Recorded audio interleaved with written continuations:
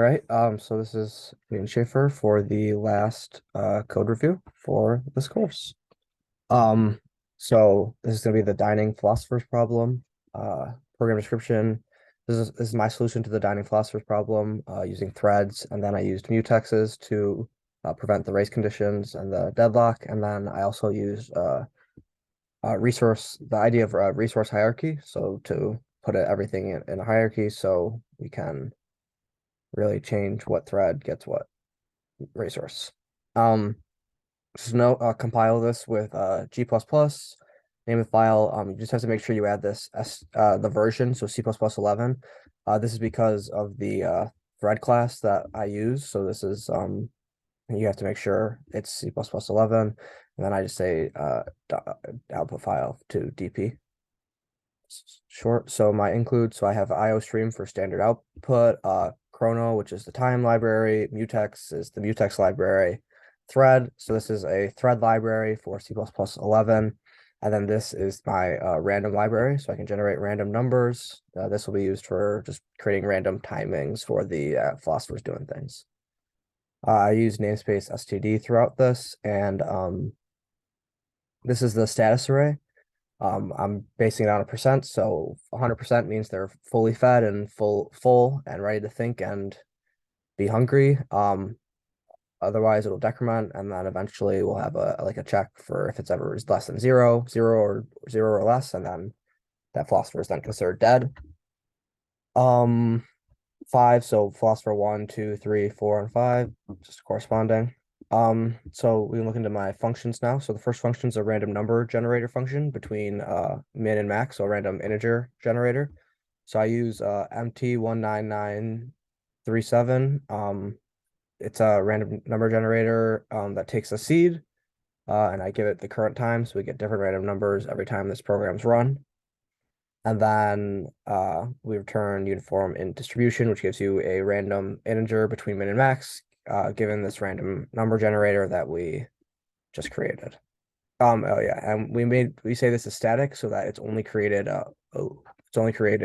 once when this program's ran. So every other time we just use the same one. So next is the philosopher function. This is what the actual philosopher does. So it takes the number for the philosopher that it is, mutex A, which is the first fork, mutex B, second fork, MO, which is the output mutex, just to make sure all the output standardized. And then the last one is MS, which is the mutex for the status array.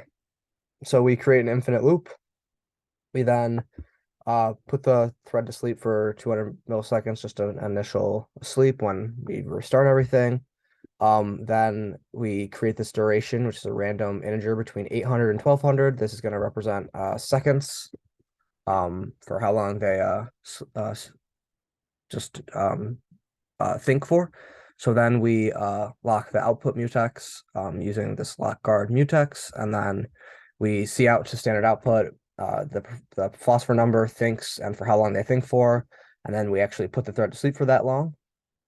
So next, after they think they're hungry, so we lock the output mutex, and we say now that the certain philosopher is now hungry. When they're hungry, we now start waiting for forks. So here they wait for the first fork. Then we just put this thread to sleep for 200 seconds, and then they wait for the second fork. Once they have both forks, we create a duration of a random integer for the time that they will eat for. Then we lock the output mutex, say that they're eating and for how long they're eating for in milliseconds. And then after we say they're eating, we lock the mutex for the status array, and we set their status back to 100 because they ate and now they're full. So then we actually make the thread sleep for the time, and then it would just go back through infinitely. So the next array or next function is the status array. So a status function. So this will be like a show status. So this is going to be obviously a thread. And every 4 seconds, it's going to print out the status to the standard output. So we give it the MO and MS. So the output and the status array mutexes. So we lock the output one, then we lock the status one so we can print it, and then we print all this stuff. So this is just printing out a status array, as you'll see when we do a demo. And then we put this thread to sleep for 3,000 milliseconds, so 3 seconds, just so we're not getting it all the time. So just every 3 seconds, we just get an update of what the status is on each philosopher. So then the last one is this lose status thread. So this is gonna like decay their health. So every 1.4 seconds, we take away 20% of the philosopher's health, and this takes the status array mutex because we're obviously gonna be adding that. So at first, the initialization of this thread, we put the thread to sleep for 1 second just to give a second of delay so they don't instantly all start losing health. Just so no one dies right away for no reason. Afterwards, we create this infinite loop. Then we lock the mutex for the status array, and then we loop through each philosopher, and we take away 20% of their health. And then after we do that, we check if their status is ever less than or equal to 0. If so, that means they died, and we exit the program. And then at the end, we put the thread to sleep for 1.4 seconds, just so we're not killing them super quick. If this number gets super low, you'll see that the philosophers die pretty quickly. So I guess I could do a demo on that too. So in our main, we see out dying philosophers just as a title. We then generate 5 mutexes for the 5 forks. So we labeled them M1 through 5, and then M0 or MO for the mutex for a proper output, just so everything looks nice. And then MS is the status array mutex. We then generate 5 threads for each of the philosophers, giving them their respective forks. So philosopher 1 gets fork 1 and 2, 2 gets 2 and 3, 3 gets 3 and 4, 4 gets 4 and 5 gets 1 and 5.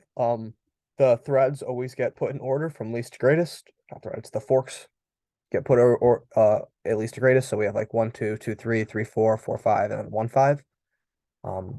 Just how we designed it.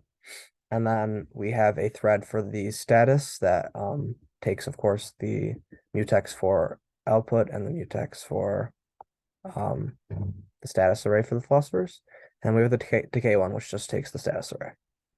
So after that, we call a join on every single thread, just so none of them will like end at the same time, although all of them go infinitely. So, but yeah, that's everything. So now we can do a demo. So first we'll compile it with this call g++ dining which is our file. We have to just note that it's C++11, so we can use this thread class that I used, and then I say -o to dp. So as you can see, it'll compile just fine, and then we can run it. So I'll let it run for a second, and then I'll go back through what it actually outputted and talk about it. So we'll run it. So dining philosophers, and we print out the status. You see they start to just go around and they're eating and stuff. Printing the status every 3 seconds. Okay. So from the beginning, obviously all their statuses are just going to be 100. So now they're all thinking, then they all get hungry. So then 5 eats, 4 eats, 5 is now thinking. So now we can look at the status array after the first, I don't know, 3 seconds, and we see that 1 is at 60%, 2 is at 60%, 3 is at 60%, 4 is at 100, and 5 is at 80. So now 3 would eat. So then we go through 2, 4, 1. So now all of them have eaten at least once. So now we can see the status array. 1's at 100, 80, 60, 80, 40. So they just kind of go through and they cycle through who's eating, thinking, and hungry. And then we can see the status array. Eventually, as the program gets going, they all relatively stay pretty high up. They just get low from the beginning, just because once they get into a cycle, they just go super well. I guess I can show an example of when it dies. So if I make this super low, like 400 milliseconds that they lose health, I guess I could even do every 1 second they lose health. Then if we run this, or we'll recompile it, I'll run it. So we're running, you'll see that someone's going to die pretty quickly. I guess so. As you can see, it's still working. Yeah. So if we want to try to get them to die, we can just lower this to like 500 milliseconds. Every 500 milliseconds, they lose some health. So again, just recompile it, run it. And now we see one has died from starvation because one didn't get it. They didn't have enough time. But yeah, so that's pretty much it. It all works well. I'll do one more quick demo.